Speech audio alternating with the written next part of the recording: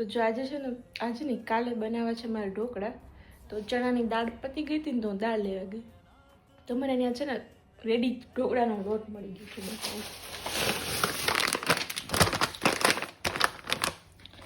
આવો ઢોકળાનો લોટ મળી ગયો છે તો હું એને પલાળું છું. ચલો હું તમને બતાવું. તો જો લોટ પલાળી દીધો છે મેં આવડા 3 વાટકા નાખ્યો છે લોટ. દહીં નહોતું દહીં શું છાશ નહોતી તો યોગર્ટ નાખી દીધું છે ને પાણી મીઠું અને હળદર. હવે આના કાલ રાતે બનાવીશું આપણે ઢોકળા કાં તો હાંડવો. બધું મિક્સ કરી અને પછી આને કરી દઉં છું બંધ અને રાખી દઉં છું ઓવનમાં.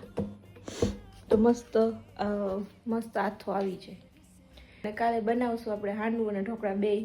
તો હું કાલે તમને બતાવું. ચલો અમારા હાંડવું અને ઢોકળા કેવા બન્યા છે. તો લાઈક શેર અને ફોલો કરી દેજો. બાય.